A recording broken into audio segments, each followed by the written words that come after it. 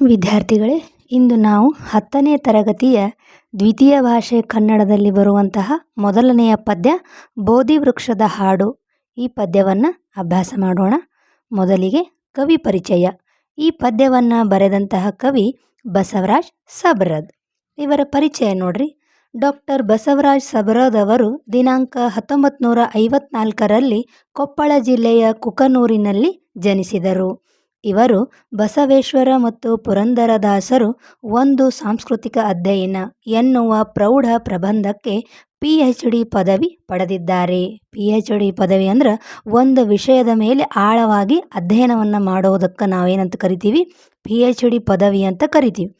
ಇವರು ಅಸ್ಪೃಶ್ಯತಾ ನಿವಾರಣೆ, ದೇವದಾಸಿ ವಿಮೋಚನಾ ಹೋರಾಟ, ಅಂತರ್ಜಾತಿ ವಿವಾಹಗಳಿಗೆ ಪ್ರೋತ್ಸಾಹ, ದಲಿತ ಬಂಡಾಯ ಚಳುವಳಿಯ ನೇತಾರರಾಗಿ ಹಲವಾರು ಜನಪರ ಹೋರಾಟದಲ್ಲಿ ಭಾಗಿಯಾಗಿದ್ದಾರೆ.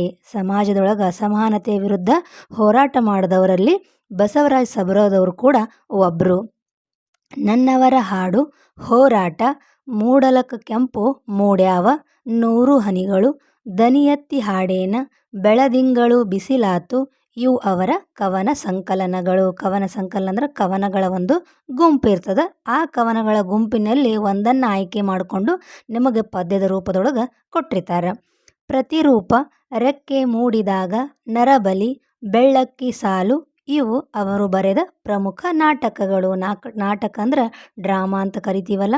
ಇವರಿಗೆ ದೇವರಾಜ ಬಹದ್ದೂರ್ ಪ್ರಶಸ್ತಿ, ಕುವೆಂಪು ಸಾಹಿತ್ಯ ಪುರಸ್ಕಾರ, ಪೆರ್ಲ್ ಕೃಷ್ಣಭಟ್ಟ ಪ್ರಶಸ್ತಿ, ಕಾವ್ಯಾನಂದ ಪ್ರಶಸ್ತಿ, ಸಾಹಿತ್ಯ ಶ್ರೀ ಪ್ರಶಸ್ತಿ, ಕರ್ನಾಟಕ ನಾಟಕ ಅಕಾಡೆಮಿ ಪ್ರಶಸ್ತಿ ಇತ್ಯಾದಿಗಳು ಲಭಿಸಿವೆ. ಪ್ರಸ್ತುತ ಕವನವನ್ನು ಅವರ ಪದಕಟ್ಟಿ ಹಾಡೇನ ಕವನ ಸಂಕಲನದಿಂದ ಆರಿಸಲಾಗಿದೆ. ಇನ್ನು ಪದಗಳ ಅರ್ಥವನ್ನು ನೋಡ್ತಾ ಹೋದರೆ, ಅಡವಿ ಇದರ ಅರ್ಥ ಕಾಡು, ಅರಣ್ಯ, ಕಾನನ. ಇನ್ನು ಅಡವಿಗೆ ಕಾಂತಾರ ಅಂತಲೂ ಕರೀತಾರೆ. ಕೋಡಿ, ಕೆರೆ ತುಂಬಿ ಹರಿಯುವುದು. ಗೂಢಾರ್ಥ, ಒಳ ಅರ್ಥ, ರಹಸ್ಯವಾದುದು. ಪರಿ, ರೀತಿ, ಸ್ಥಿತಿ. ಬೋಧಿ ವೃಕ್ಷ, ಅರಳಿ ಮರ, ಅಶ್ವತ್ಥ ವೃಕ್ಷ. ನೀವು ಈಗಾಗಲೇ 9ನೇ ತರಗತಿಯೊಳಗೆ ಕಲ್ತೀರಿ. ಯಾವುದು? 2ನೇ ಕನ್ನಡ ಪಾಠ ಇತ್ತು ನೋಡ್ರಿ. ಮೊದಲನೇ ಸೆಮ್ಮಿಗೆ ಬರುವಂತಹ 2ನೇ ಪಾಠ ಅದು ಅರಳಿ ಕಟ್ಟೆ ಅಂತಿತ್ತಲ್ಲ. ಅರಳಿ ಮರ ಅಂದ್ರೆ ಅಲ್ಲಿ ನೀವು ಕಲ್ತೀರಿ.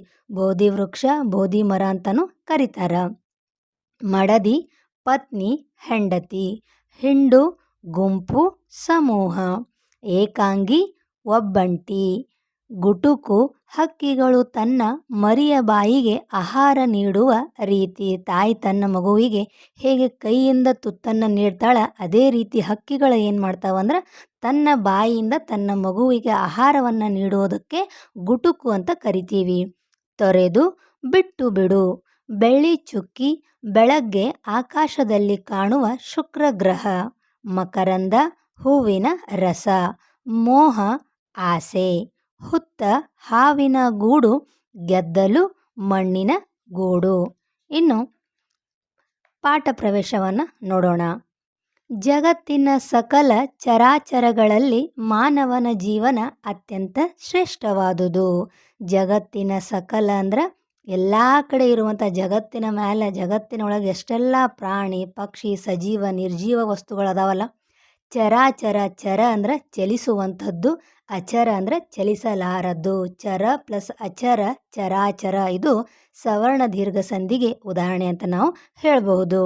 ಜಗತ್ತಿನ ಸಕಲ ಚರಾಚರಗಳಲ್ಲಿ, ಜಗತ್ತಿನೊಳಗೆ ಎಷ್ಟೊಂದು ಹಲವಾರು ವಸ್ತುಗಳದಾವ. ಪ್ರಾಣಿ ಪಕ್ಷಿ ಮನುಷ್ಯರದಾರ. ಚಲಿಸುವಂಥ ವಸ್ತುಗಳು ಅದಾವ, ಚಲಿಸಲಾರದ್ದು ಅದಾವ. ಹೌದಾ? ಇಲ್ಲಿ ಸಜೀವ ಮತ್ತು ನಿರ್ಜೀವ ಅಂತ ಹೇಳಿ ಹೊಂಟಾರ. ಚರಾಚರಗಳಲ್ಲಿ ಮಾನವನ ಜೀವನ ಅತ್ಯಂತ ಶ್ರೇಷ್ಠವಾದುದು. ಯಾಕಂದರೆ ಮನುಷ್ಯನಿಗೆ ಅತಿ ಶ್ರೇಷ್ಠವಾದದ್ದು ಬುದ್ಧಿಶಕ್ತಿ ಅಂತ ದೇವರು ಕೊಟ್ಟಾನ. ಹೌದಾ? ಆದ್ದರಿಂದ ಮನುಷ್ಯ ಏನು ಜಗತ್ತಿನೊಳಗೆ ಅತ್ಯಂತ ಶ್ರೇಷ್ಠ ಒಂದು ಪ್ರಾಣಿ ಅಂತ ಹೇಳಬಹುದು. ಮಾನವನ ಜೀವನ ಸಾರ್ಥಕತೆ ಪಡೆಯಬೇಕಾದರೆ ಮೊದಲು ತನ್ನನ್ನು ತಾನು ಅರಿತುಕೊಳ್ಳಬೇಕು. ಜೀವನದ ಸಾರ್ಥಕತೆ ಅಂದ್ರೇನು? ನಾವು ಜೀವನದೊಳಗೆ ಏನೆಲ್ಲ ಸಾಧನೆಯನ್ನು ಮಾಡೀವಿ, ಎಷ್ಟೊಂದು ಕೆಲಸಗಳನ್ನು ಮಾಡೀವಿ, ಯಾರಿಗೆಲ್ಲ ಉಪಕಾರ ಮಾಡೀವಿ ಹೌದಾ? ಕೇವಲ ತನಗಾಗಿ ಬದುಕೋದಲ್ಲ, ಬೇರೆಯವರಿಗೆ ನಾವು ಇಂಥದ್ದು ಸಹಾಯ ಮಾಡೀವಿ, ಕೊನೆ ಕ್ಷಣದ ಜೀವನದ ಕೊನೆ ಕ್ಷಣದೊಳಗೆ ನಾನು ಇಷ್ಟು ಕೆಲಸ ಮಾಡೀನಿ, ನನ್ನ ಜೀವನ ಸಾರ್ಥಕ ಆಯಿತು. ನೀವು ಯಾವ ರೀತಿ 9ನೇ ತರಗತಿಯೊಳಗೆ ಅರಳಿಕಟ್ಟೆ ಪಾಠವನ್ನು ಕೇಳಿರಿ. ಅಲ್ಲಿ ಶೇಷಪ್ಪನವರಂತಿದ್ರು. ಅವರು ಸಾರ್ಥಕ ಬದುಕನ್ನು ಬದುಕಿದ್ರು. ಯಾವ ರೀತಿ? ಅವ್ರ ಜೀವನದೊಳಗೆ ಒಂದು ಉತ್ಕಟ ಆಸೆ ಇತ್ತು. ಏನು? ಅರಳಿ ಮರವನ್ನು ಹಚ್ಚಬೇಕು, ಅದಕ್ಕೊಂದು ಕಟ್ಟೆ ಕಟ್ಟಬೇಕು, ಅದು 4 ಜನಕ್ಕೆ ಉಪಯೋಗ ಆಗಬೇಕಂತೇಳಿ ತಮ್ಮ ಜೀವನವನ್ನು ಏನು ಮಾಡಿದ್ರು? ಅವರು ಸಾರ್ಥಕ ಮಾಡಿಕೊಂಡ್ರು. ಅದೇ ರೀತಿ ಇಲ್ಲಿಯೂ ಕೂಡ ಕವಿ ಹೇಳ್ತಾರ, ಮಾನವನ ಜೀವನ ಸಾರ್ಥಕತೆ ಪಡೆಯಬೇಕಾದರೆ ನಮ್ಮ ಜೀವನ ಸಾರ್ಥಕ ಆಗಬೇಕು. ಈ ಭೂಮಿ ಮೇಲೆ ಹುಟ್ಟಿದ್ದಕ್ಕೂ ನಮಗೆ ಸಾರ್ಥಕ ಆಗಬೇಕು ನಮ್ಮ ಬದುಕಂದ್ರೆ ಮೊದಲು ನಾವು ಏನು ಮಾಡಬೇಕು? ತನ್ನನ್ನು ತಾನು ಅರಿತುಕೊಳ್ಳಬೇಕು, ನಮ್ಮನ್ನು ನಾವು ತಿಳ್ಕೋಬೇಕು. ನಾ ಏನಿದ್ದೀನಿ, ನಾ ಏನಾಗಬೇಕು, ನನ್ನಿಂದ ಈ ಒಂದು ಸಮಾಜಕ್ಕೆ ಏನು ಉಪಯೋಗ ಆಗಬೇಕು ಅಂಥೇಳಿ ಮೊದಲು ನಾವು ನಮ್ಮನ್ನು ನಾವು ಅರಿತುಕೊಳ್ಬೇಕು, ತಿಳ್ಕೋಬೇಕು. ಆತ್ಮ ಸಾಕ್ಷಾತ್ಕಾರ ಹೊಂದಬೇಕು, ಆತ್ಮದ ಅನುಭವವನ್ನು ನಾವು ಪಡ್ಕೋಬೇಕು. ಸಾಕ್ಷಾತ್ಕಾರ ಅಂದ್ರೆ ಜ್ಞಾನದ ಅನುಭವವನ್ನು ಹೊಂದಬೇಕು. ನಂತರ ಸಮಾಜದ ಅಂಕುಡೊಂಕುಗಳನ್ನು ತಿದ್ದುವ, ಜನರ ದುಃಖವನ್ನು ಪರಿಹರಿಸುವ ದಿಕ್ಕಿನಲ್ಲಿ ಜೀವನವನ್ನು ಮುಡುಪಾಗಿರಿಸಬೇಕು. ಮೊದಲು ನಮ್ಮನ್ನು ನಾವು ತಿದ್ದುಕೊಂಡ್ವಿ, ನಾವು ಸರಿ ದಾರಿಯಲ್ಲಿ ಮೊದಲು ನಡಿಬೇಕು, ನಾವು ಮಾಡುವಂತಹ ಕೆಲಸ ಸರಿಯಾಗಿರಬೇಕು. ಆ ನಂತರ ನಾವೇನು ಮಾಡಬಹುದು? ಸಮಾಜದೊಳಗೆ ಏನಾದರೂ ತಪ್ಪಾಗಿತ್ತು, ಬೇರೆ ವ್ಯಕ್ತಿಗಳು ತಪ್ಪು ಮಾಡಿದ್ರಂದ್ರೆ ಅದನ್ನು ನಾವು ತಿದ್ದಲಿಕ್ಕೆ ಅರ್ಹರಾಗಿರ್ತೀವಿ. ನಾವೇ ಮೊದಲು ತಪ್ಪು ಕೆಲಸವನ್ನು ಮಾಡಿ ಲೋಕವನ್ನು ನಾವು ತಿದ್ದಲಿಕ್ಕೆ ಹೋದರೆ ಅದು ಸರಿಯಲ್ಲ. ಇಲ್ಲಿ ಏನು ಹೇಳ್ತಾರಂದ್ರೆ, ಸಮಾಜದ ಅಂಕುಡೊಂಕುಗಳನ್ನು ತಿದ್ದುವ ಮೊದಲು ನನಗೆ ನಾನು ಸರಿ ಇರಬೇಕು, ನಾನು ಮಾಡುವ ಕೆಲಸ ಸರಿಯಾಗಿರಬೇಕು, ನಾನು ಮೊದಲು ಬೇರೆಯವರಿಗೆ ಗೌರವವನ್ನು ಕೊಡಬೇಕು. ನಾನೇ ಬೇರೆ ವ್ಯಕ್ತಿಗೆ ಗೌರವ ಕೊಡದೆ ಬೇರೆಯವರಿಂದ ಗೌರವ ನಿರೀಕ್ಷಿಸೋದು ಅದು ತಪ್ಪು. ಸಮಾಜದ ಅಂಕುಡೊಂಕುಗಳನ್ನು ತಿದ್ದುವ, ಜನರ ದುಃಖವನ್ನು ಪರಿಹರಿಸುವ ದಿಕ್ಕಿನಲ್ಲಿ, ಜನರ ದುಃಖಕ್ಕೆ ಏನು ಕಾರಣ, ನನ್ನಿಂದ ಎಷ್ಟು ಸಹಾಯ ಮಾಡಬಹುದು, ಹೌದಾ? ದುಃಖವನ್ನು ಪರಿಹರಿಸುವ ದಿಕ್ಕಿನಲ್ಲಿ ಜೀವನವನ್ನು ಮುಡುಪಾಗಿರಿಸಬೇಕು. ಅಂದರೆ ಬೇರೆಯವರಿಗಾಗಿ ನಮ್ಮ ಜೀವನವನ್ನು ನಾವೇನು ಮಾಡಬೇಕು? ಮುಡುಪಾಗಿರಿಸಬೇಕು. ಕೇವಲ ನಮಗಾಗಿ ಬದುಕೋದಲ್ಲ, ಸ್ವಾರ್ಥ ಬದುಕನ್ನು ಬದುಕಬಾರ್ದು, ನಿಸ್ವಾರ್ಥ ಬದುಕನ್ನು ಬದುಕಬೇಕು ಅಂಥೇಳಿ ಇಲ್ಲಿ ಕವಿ ಹೇಳ್ತಾರ. ಈ ರೀತಿ ಬಾಳಿ ಬದುಕಿದವರಲ್ಲಿ ಗೌತಮ ಬುದ್ಧನು ಒಬ್ಬನು. ಈ ರೀತಿ ತನಗಾಗಿ ಬದುಕದೆ ಬೇರೆಯವರಿಗಾಗಿ ಬದುಕಿದ ಒಂದು ಉತ್ತಮ ಉದಾಹರಣೆ ಹೇಳ್ತಾರೆ ಇಲ್ಲಿ. ಯಾರ ಆತ ಅಂದ್ರೆ ಗೌತಮ ಬುದ್ಧ ಅಂತ ಹೇಳ್ತಾರೆ. ಆತನ ಬದುಕನ್ನು ನಮಗೇನು ಮಾಡ್ತಾರೆ? ಇಲ್ಲಿ ತಿಳಿಸ್ಲಿಕ್ಕೆ ಹೊಂಟಾರ. ಲೌಕಿಕ ಸುಖ ಭೋಗಗಳಿಂದ, ಲೌಕಿಕ ಅಂದ್ರೇನು? ಪ್ರಾಪಂಚಿಕ, ಪ್ರಪಂಚದೊಳಗೆ ಕೆಲವೊಂದು ವ್ಯಕ್ತಿಗಳು ನಾವೆಲ್ಲ ಈಗ ಬದುಕ್ತೀವಲ್ಲ, ಯಾವ ರೀತಿ ಬದುಕ್ತೀವಿ? ನಮಗೆ ತಿನ್ನಲಿಕ್ಕೆ ಒಳ್ಳೊಳ್ಳೆ ಆಹಾರ ಬೇಕು, ಒಂದು ದೊಡ್ಡ ನಮಗೆ ಬಿಲ್ಡಿಂಗ್ ಬೇಕಿರಾಕ, ಪ್ರತಿದಿನ ನಮಗೆ ತೊಡಲಿಕ್ಕೆ ವಿಧ ವಿಧವಾದ ಉಡುಗೆಗಳು ಬೇಕು. ಈ ರೀತಿ ನಾವು ಭೋಗದ ಜೀವನವನ್ನು ಅನುಭವಿಸ್ತಿರ್ತೀವಿ. ಇದಕ್ಕೆ ಸುಖ ಭೋಗ ಅಂತ ಕರೀತಾರೆ. ಲೌಕಿಕ ಸುಖ ಭೋಗಗಳಿಂದ ಜೀವನದ ಗುರಿ ಸಾಧಿಸಲು ಸಾಧ್ಯವಿಲ್ಲ ಎಂಬುದನ್ನು ಅರಿತ ಬುದ್ಧನು. ಅವನಿಗೆ ಗೊತ್ತಾಯಿತು, ಯಾಕಂದ್ರೆ ಅವ ದೊಡ್ಡ ರಾಜನ ಮಗ ಆಗಿ ಕೇವಲ ಲೌಕಿಕ ಬದುಕಿನೊಳಗೆ ರಾಜ ಏನು, ಅವನ ಕೈಯೊಳಗೆ ಆಳುಗಳಿರ್ತಾರೆ, ಸೈನಿಕರಿರ್ತಾರೆ, ಯುದ್ಧ ಮಾಡೋದು, ತನ್ನ ಆಡಂಬರ ಜೀವನವನ್ನು ಆತ ಏನು ಮಾಡ್ತಿರ್ತಾನೆ? ಬದುಕ್ತಾ ಇರ್ತಾನೆ. ಅದರಿಂದ ಸಾಧನೆ ಸಾಧ್ಯ ಇಲ್ಲ ಅಂಥೇಳಿ ಬುದ್ಧ ಏನು ಮಾಡ್ದ? ಅದನ್ನು ಅರಿತುಕೊಂಡ, ತಿಳ್ಕೊಂಡ. ನೋಡ್ರಿ ಏನು ಹೇಳ್ತಾರೆ? ಸುಖ ಭೋಗಗಳಿಂದ ಜೀವನದ ಗುರಿ ಸಾಧಿಸಲು ಸಾಧ್ಯವಿಲ್ಲ ಎಂಬುದನ್ನು ಅರಿತ ಬುದ್ಧನು ಗೃಹಸ್ಥ ಜೀವನವನ್ನು ತ್ಯಜಿಸಿ, ಆತ ಗೃಹಸ್ಥ ಜೀವನ ಅಂದ್ರೆ ಸಂಸಾರಿ ಜೀವನವನ್ನು, ಹೆಂಡತಿ ಮಕ್ಕಳು ಮನೆ ಅದನ್ನೆಲ್ಲವನ್ನು ಏನು ಮಾಡ್ದ? ಆತ ಬಿಟ್ಟು ಹೊರಟ, ತ್ಯಜಿಸಿ ಬದುಕಿನ ಸತ್ಯ ಕಾಣಲು ಕಾಡನ್ನು ಅಲೆದು, ಬದುಕಿನೊಳಗೆ ನಾನು ಸಾಧಿಸಬೇಕಾಗಿದ್ದು ಬೇರೆ ಅದ, ಬದುಕಿನ ಸತ್ಯ ಬೇರೆ ಅದ, ಇಷ್ಟಕ್ಕೆ ನನ್ನ ಜೀವನ ಸೀಮಿತ ಆಗಬಾರ್ದು ಅಂತ ಆತ ಏನು ಮಾಡ್ದ? ಕಾಡಿನೊಳಗೆ ಅಲಿಲಿಕತ್ತ ಹೊರಟ. ಬೋಧಿ ವೃಕ್ಷದ ಕೆಳಗೆ ತಪಸ್ಸನ್ನು ಆಚರಿಸಿ ಆತ ಏನು ಮಾಡ್ದ? ತಪಸ್ಸನ್ನು ಮಾಡ್ದ. ತನ್ನನ್ನು ತಾನು ತಿಳ್ಕೋಬೇಕು, ನಾನು ಯಾವುದಕ್ಕಾಗಿ ಹುಟ್ಟೀನಿ, ನನ್ನಿಂದ ಏನು ಕಾರ್ಯಗಳಾಗಬೇಕು ಅಂತೇಳಿ ಆತ ಏನು ಮಾಡ್ದ?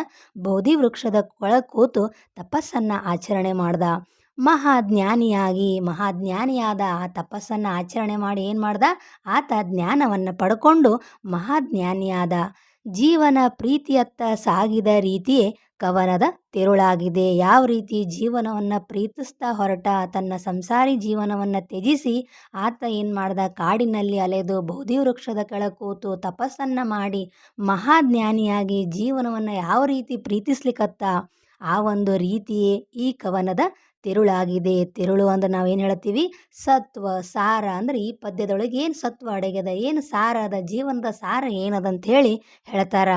ಬುದ್ಧನಂತೆಯೇ ಪ್ರತಿಯೊಬ್ಬರೂ ತನ್ನ ತಾನು ಅರಿಯುವುದರೊಂದಿಗೆ ಬದುಕಿನ ನಿಜವಾದ ಅರ್ಥ ತಿಳಿದು, ಪ್ರತಿಯೊಬ್ಬರು ಇಲ್ಲಿ ಕವಿ ಏನು ಹೇಳಿಕೊಂಟಾನಂದ್ರೆ, ಕೇವಲ ಬುದ್ಧ ಒಬ್ಬನೇ ಮಹಾಜ್ಞಾನಿ ಆಗೋದಲ್ಲ, ಆ ಬುದ್ಧನ ಬದುಕನ್ನು ನೀವು ಕೂಡ ಅನುಸರಣೆ ಮಾಡಬೇಕು. ಯಾವ ರೀತಿ ತನ್ನನ್ನು ತಾನು ಅರ್ಥಕೊಂಡ ಅದೇ ರೀತಿ ನೀವು ಸಹ ಏನು ಮಾಡಬೇಕು, ನಿಮ್ಮ ಬದುಕನ್ನು ಅರ್ಥ ಮಾಡಿಕೊಂಡು ನೋಡ್ರಿ, ಬದುಕಿನ ನಿಜವಾದ ಅರ್ಥ ತಿಳಿದು ಜೀವನ ಮೌಲ್ಯಗಳನ್ನು ರೂಢಿಸಿಕೊಂಡು, ಜೀವನದ ಮೌಲ್ಯಗಳು ಯಾವುವು, ಒಂದು ಜೀವನದ ಮೌಲ್ಯಗಳಂದ್ರೆ ನಾವು ಒಳ್ಳೆಯದಂತೀವಿ, ಕೆಟ್ಟದ್ದಂತೀವಿ. ಆಮೇಲೆ ಹಿರಿಯರಿಗೆ ಗೌರವವನ್ನು ಕೊಡೋದು, ಸಮಾಜದೊಳಗೆ ಏನಾದರೂ ತಪ್ಪಾದ್ರೆ ನಮ್ಮಿಂದ ಎಷ್ಟು ಸಾಧ್ಯ ಆಗ್ತದೆ ಅದನ್ನು ತಿಳಿ ಹೇಳಬೇಕು, ಸಮಾಜಕ್ಕೆ ನಮ್ಮದೇ ಆದ ಕೊಡುಗೆ ಕೊಡಬೇಕು, ಸಹಾಯ ಮಾಡಬೇಕು. ಯಾರಾದರೂ ಕಷ್ಟದಲ್ಲಿದ್ರೆ ಅದನ್ನು ನೋಡಿ ಈಗಂತೂ ಏನು ಮಾಡ್ತೀವಿ, ಯಾರಾದರೂ ಬಿದ್ದರೆ, ಏನಾದರೂ ಆಕ್ಸಿಡೆಂಟ್ ಆದ್ರೆ ನಾವು ಏನು ಮಾಡ್ತೀವಿ, ಮೊದಲು ವಿಡಿಯೋ ಮಾಡ್ಕೊಳ್ಳಿಕ್ಕೆ ಮುಂದಾಗ್ತೀವಿ. ಸಹಾಯ ಮಾಡಲಿಕ್ಕೆ ನಮ್ಮ ಮನಸ್ಸು ಒಪ್ಪಂಗಿಲ್ಲ. ಅದನ್ನೇನು ಮಾಡ್ತೀವಿ, ಸೋಷಿಯಲ್ ಮೀಡಿಯಾದೊಳಗೆ ಹಾಕೋದು, ಮೊದಲು ನಮಗೆ ಅದೇ ಅವಸರ ಇರ್ತದೆ. ಹೌದಾ? ಆ ರೀತಿ ಅಲ್ಲ, ಜೀವನದ ಮೌಲ್ಯ, ಯಾರಾದರೂ ಸಹಾಯ ಬೇಡಿ ಬಂದ್ರೆ ಅವರಿಗೆ ನಾವು ಸಹಾಯವನ್ನು ಮಾಡಬೇಕು. ಈ ರೀತಿ ಜೀವನದ ಮೌಲ್ಯಗಳನ್ನು ರೂಢಿಸಿಕೊಂಡು ಸಮಾಜದಲ್ಲಿ ಒಂದಾಗಿ ಬಾಳಬೇಕು. ಸಮಾಜದೊಳಗೆ ಒಂದಾಗೋದಂದ್ರೇನು, ವ್ಯಕ್ತಿ ನಡುವ ಸಂಘರ್ಷಣೆ ಆಗದೆ ಅವ್ರ ಜೊತೆ ಸ್ನೇಹದಿಂದ ನಾವೇನು ಮಾಡಬೇಕು, ಬದುಕಬೇಕು. ಜೀವ ಪ್ರೀತಿಯ ಎದುರು ಎಲ್ಲವೂ ನಶ್ವರ.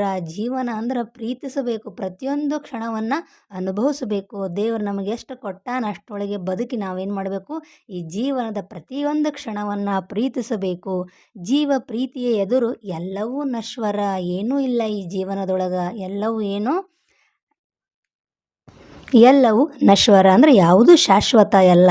ಹೌದಾ? ಎಲ್ಲವೂ ಅಶಾಶ್ವತ. ಯಾಕಂದ್ರೆ ಈ ಭೂಮಿ ಮ್ಯಾಗ ನಾವು ಹುಟ್ಟಿವಿ ಅಂದ್ರೆ ಒಂದು ದಿನ ಏನು ಮಾಡಬೇಕು, ಈ ಭೂಮಿಯನ್ನು ತ್ಯಜಿಸಿ ನಾವು ಹೋಗಲೇಬೇಕು. ಪ್ರತಿಯೊಬ್ಬರು ನೋಡ್ರಿ, ಹುಟ್ಟು ಆಕಸ್ಮಿಕ ಆದ್ರೆ ಸಾವು ನಿಶ್ಚಿತ ಅಂತ ನಾವು ಹೇಳ್ತೀವಿ. ಅದನ್ನು ನಾವು ತಡಿಲಿಕ್ಕೆ ಸಾಧ್ಯ ಇಲ್ಲ. ನೋಡ್ರಿ, ಜೀವ ಪ್ರೀತಿಯ ಎದುರು ಎಲ್ಲವೂ ನಶ್ವರ ಎಂಬ ನಿಜ ಸಂಗತಿಯನ್ನು ಬುದ್ಧನ ಜೀವನ ವೃತ್ತಾಂತದ ಮೂಲಕ ಕವಿ ಹೇಳುತ್ತಿದ್ದಾರೆ. ಇಲ್ಲಿ ಏನು ಮಾಡ್ಲಿಕ್ಕತ್ತಾರಂದ್ರೆ, ಬುದ್ಧನ ಜೀವನ ಚರಿತ್ರೆ, ವೃತ್ತಾಂತ ಅಂದರೆ ಚರಿತ್ರೆ ಅಂತ ನಾವು ಕರಿತೀವಿ. ಇಲ್ಲಿ ಏನು ಬದುಕಿನೊಳಗೆ ಏನು ಶಾಶ್ವತ ಅದ, ಯಾವುದು ನಶ್ವರ, ಯಾವುದು ಶಾಶ್ವತ, ಅದನ್ನು ಬುದ್ಧನ ಜೀವನದೊಂದಿಗೆ ಅವನ ಜೀವನ ಚರಿತ್ರೆಯ ಮೂಲಕ ನಮಗೇನು ಮಾಡ್ಲಿಕ್ಕತ್ತಾರೆ, ಇಲ್ಲಿ ಕವಿಗಳು ಹೇಳ್ತಾ ಇದ್ದಾರೆ. ಇದು ಬೋಧಿ ವೃಕ್ಷ ಹಾಡ ಒಂದು ಪದ್ಯದ ಕವಿ ಪರಿಚಯ, ಪದಗಳ ಅರ್ಥ, ಪಾಠ ಪ್ರವೇಶ. ಮುಂದಿನ ಭಾಗದೊಳಗೆ ನಾವು ಪದ್ಯದ ಸಾರಾಂಶವನ್ನು ನೋಡೋಣ ವಿದ್ಯಾರ್ಥಿಗಳೇ. ಧನ್ಯವಾದ.